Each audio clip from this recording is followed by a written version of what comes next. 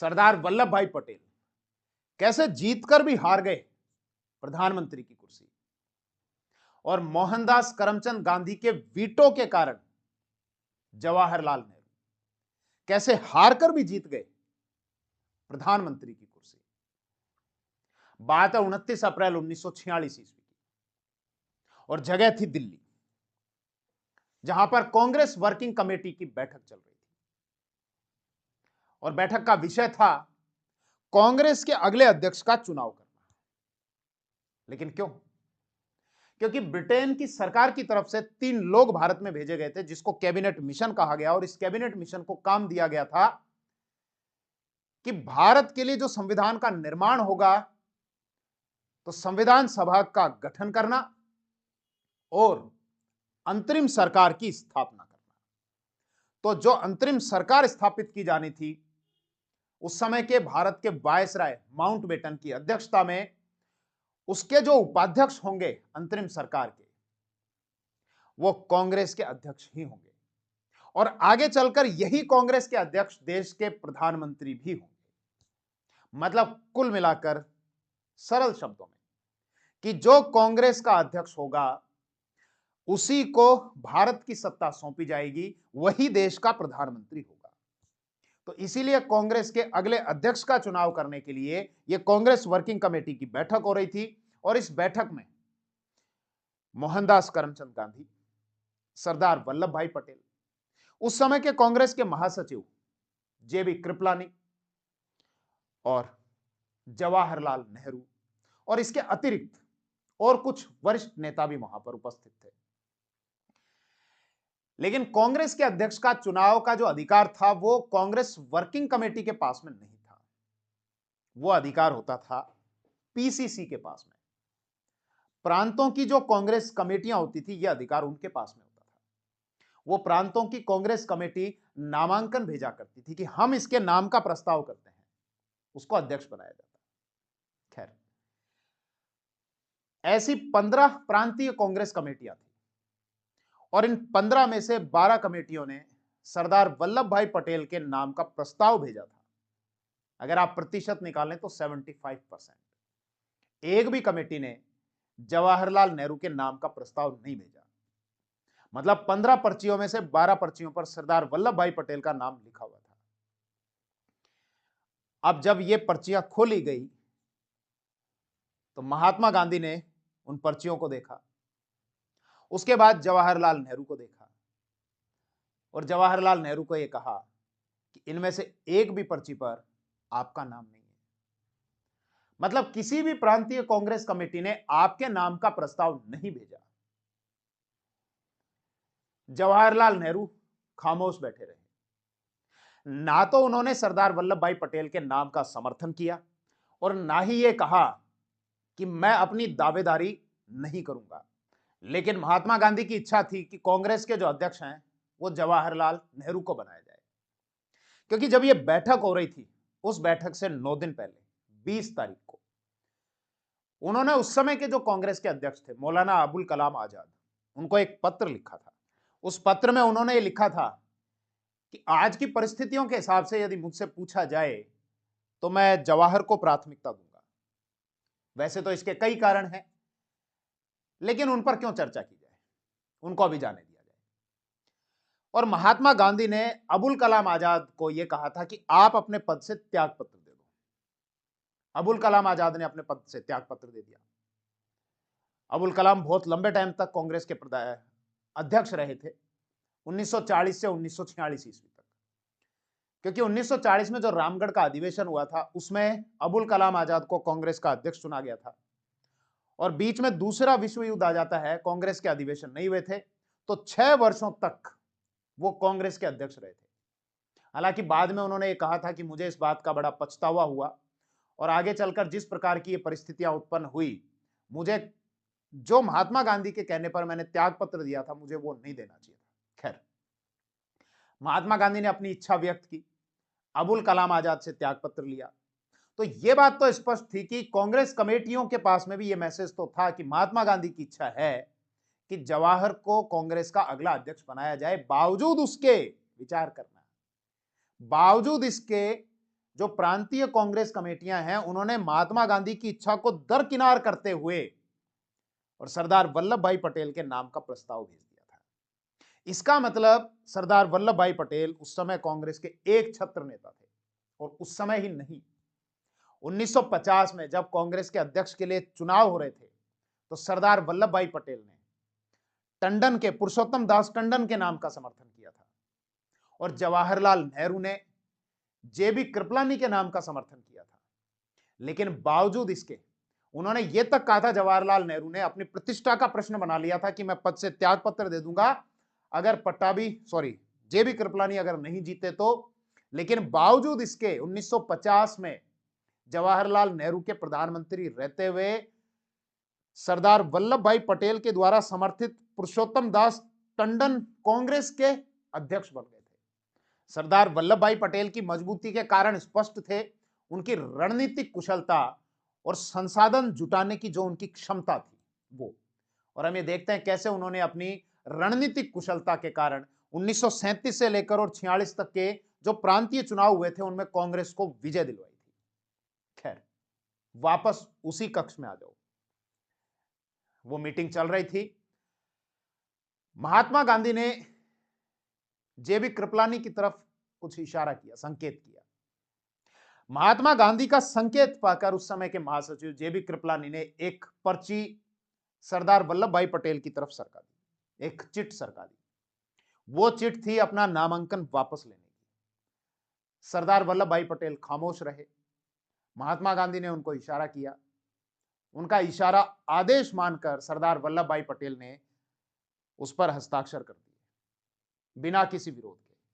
मतलब सरदार वल्लभ भाई पटेल ने महात्मा गांधी के उस इशारे को आदेश मानकर अपना नामांकन वापस ले लिया, और अब केवल एकमात्र नामांकन रह गया था जवाहरलाल नेहरू का। अरे ये क्या बोल रहे हो, जवाहरलाल नेहरू का तो नामांकन आया ही नहीं था, कहीं से प्रस्ताव ही नहीं आया था, ये क्या बात कर दी आपने। सुनना बात को।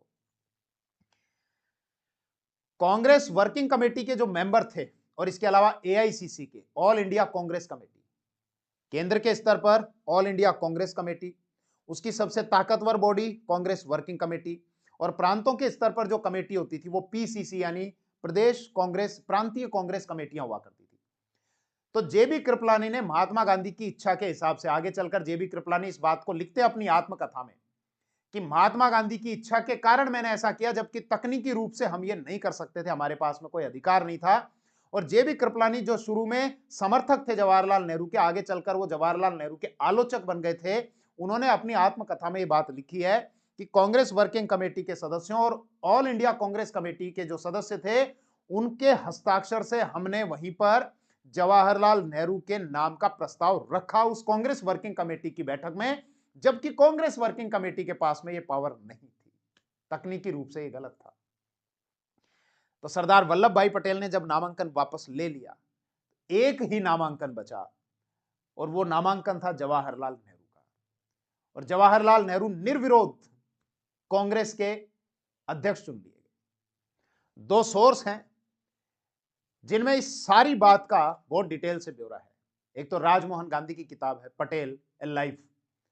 राजमोहन गांधी जो महात्मा गांधी के पौत्र थे, लेकिन उन्होंने सरदार वल्लभ भाई पटेल के बारे में लिखा।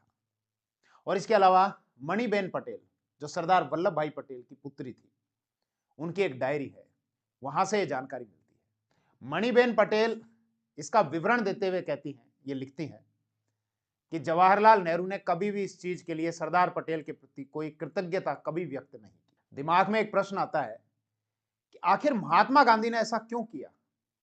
सरदार पटेल ने कभी किसी सार्वजनिक मंच पर अपनी इस प्रकार से पीड़ा को व्यक्त नहीं किया। उन्होंने महात्मा गांधी के खिलाफ कभी कुछ नहीं कहा।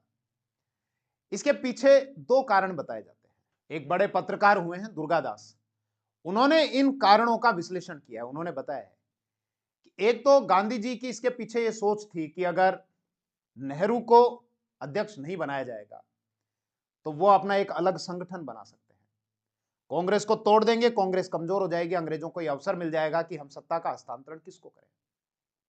दूसरा, नेहरू अंग्रेजों की तरह सोचते थे, कैम्ब्रिज में पढ़े हुए थे, तो इसीलिए जब यह हस्तांतरण की जो प्रक्रिया होगी तो इसमें वो बहुत आसानी से बातचीत कर सकते हैं। तो इसलिए इसके अलावा अंतर्राष्ट्रीय स्तर पर वो अच्छे से रिप्रेजेंट कर सकते हैं, ऐसा भी मानना था। और युवाओं में वो लोकप्रिय हैं। अब लोकप्रियता का पैमाना तो शायद देखो अगर होते, अब हो भी सकते हैं, नहीं भी हो सकते, लेकिन अगर लोकप्रियता होती तो प्रांतीय कांग्रेस कमेटियों के द्वारा 15 में से किसी एक कमेटी के द्वारा तो कम से कम उनका नाम का प्रस्ताव भेजा ही जाना चाहिए था। प्रांतीय कांग्रेस कमेटी के सदस्य ये मानते थे कि नेहरू ज्यादातर काल्पनिकता में रहते हैं, व्यवहारिक कम है, आदर्शवाद को वो ज्यादा मानते। खैर, इन कारणों के अलावा एक कारण और था, धर्मनिरपेक्ष था। हालांकि अब ये नहीं कह सकते कि सरदार वल्लभ भाई पटेल धर्मनिरपेक्ष नहीं थे, लेकिन सरदार वल्लभ भाई पटेल मुस्लिम लीग और जिन्ना के प्रति थोड़े ज्यादा सख्त थे, बजाय उसके जवाहरलाल नेहरू उनके प्रति इतने सख्त नहीं थे। तो शायद ये कारण हो सकते हैं जिसकी वजह से महात्मा गांधी ने सरदार वल्लभ भाई पटेल के नाम का समर्थन होने के बावजूद वीटो करके और जवाहरलाल नेहरू को कांग्रेस का अध्यक्ष बनवा दिया। मौलाना अबुल कलाम आजाद ने भी महात्मा गांधी के कहने पर जवाहरलाल नेहरू का समर्थन किया। आजाद एक किताब लिखते हैं, इंडिया विंस फ्रीडम, और उस किताब में अपने विचार व्यक्त करते हैं और यह कहते हैं कि मुझे इस बात का बड़ा पश्चाताप है। और वो जैसा कहते हैं उसको मैं उसी रूप में आपके समक्ष रखता हूं। वो कहते हैं कि मैंने तमाम पहलुओं पर विचार करने के बाद यह निष्कर्ष निकाला कि जवाहरलाल को नया अध्यक्ष होना चाहिए। मैंने अपने सर्वोत्तम विवेक के अनुसार कार्य किया, लेकिन उसके बाद जिस तरह से चीजें आकार ले रही हैं, उसने मुझे यह महसूस कराया कि यह शायद मेरे राजनीतिक जीवन की सबसे बड़ी भूल थी। मेरी दूसरी गलती यह थी कि जब मैंने खुद ने चुनाव न लड़ने का फैसला किया तो भी मैंने सरदार वल्लभ भाई पटेल को समर्थन नहीं किया। आगे वो लिखते हैं कि यदि नेहरू की जगह सरदार पटेल होते तो शायद कैबिनेट मिशन की योजनाओं को और बेहतर तरीके से लागू करवा सकते थे, और ये जो पार्टीशन हुआ था इसमें वो शर्तों को अपने हिसाब से मनवा सकते थे। क्योंकि मौलाना अबुल कलाम आजाद ये लिखते हैं कि नेहरू जो है ये भावुक ज्यादा थे, आवेगी ज्यादा थे, मतलब जल्दी आवेग में आ जाया करते थे, भावुक जल्दी हो जाया करते थे। तो इसीलिए माउंटबेटन की बातों में आ गए और ये पार्टीशन का ये परिणाम हमको देखने को मिलता। लेकिन अगर सरदार पटेल होते तो ये पार्टीशन शायद ना हुआ होता, या हुआ भी हुआ, अगर होता भी तो भी सरदार पटेल अपनी और कड़ी शर्तों पर इस प्रकार का ये पार्टीशन करवाते। कुछ और लोग थे उनके द्वारा भी इसी प्रकार के विचार रखे गए सरदार पटेल के समर्थन में, जिसमें एनवी गॉडगिल और इसके अलावा वी शंकर।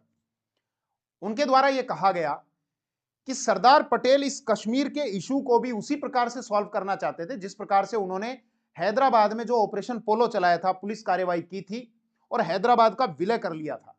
उसी प्रकार से सरदार पटेल कश्मीर के इशू को भी सॉल्व करना चाहते थे, लेकिन नेहरू इस विषय को लेकर संयुक्त राष्ट्र में चले गए और उसके कारण यह मामला अटक गया। सरदार पटेल वास्तव में बहुत दूरदर्शी व्यक्ति थे, क्योंकि 1950 में भी उन्होंने जवाहरलाल नेहरू को एक बहुत विस्तृत पत्र लिखा था चीन और तिब्बत वाले इशू को लेकर, कि चीन की मंशा ठीक नहीं है और आज नहीं तो कल चीन हमको प्रॉब्लम कर सकता है। नेहरू ने इसको खारिज कर दिया था, लेकिन बाद में हम ये देखते हैं 1962 के इस युद्ध के रूप में वो परिणाम हमको दिखाई देता है, जिसको सरदार पटेल ने 1950 में एक विस्तृत पत्र के द्वारा नेहरू के समक्ष व्यक्त कर दिया था। खैर, इस संपूर्ण विषय पर आपका क्या सोचना है, आपका क्या मानना है? आप कमेंट सेक्शन में अपने विचार जरूर साझा करें। कुछ लोग ये भी कमेंट कर सकते हैं कि सरदार वल्लभ भाई पटेल को कैसे प्रधानमंत्री बनाया जा सकता था, क्योंकि चुनाव तो उनकी डेथ के बाद में हुए थे। उससे पहले, चुनाव से पहले कैबिनेट मिशन की संस्तुतियों पर अंतरिम मंत्रिमंडल का गठन कर दिया गया था। एक तो स्वतंत्रता से पहले जब वायसराय की कार्यकारिणी होती थी, उसमें कांग्रेस के अध्यक्ष उस कार्यकारिणी में उपाध्यक्ष थे, विदेशी मामले वो देखते थे, राष्ट्रमंडल मामले वो देखते थे, और बाद में जब 1947 में स्वतंत्र हुए तो वही जो उपाध्यक्ष थे वो देश के प्रधानमंत्री हो गए थे। तो 1947 में सरकार का गठन हो गया था और जवाहरलाल नेहरू उस समय प्रधानमंत्री थे और सरदार वल्लभ भाई पटेल उस समय जीवित थे। खैर, इस संबंध में आपका क्या मानना है? आप अपने विचार जरूर साझा करें। Thank you. जय हिंद।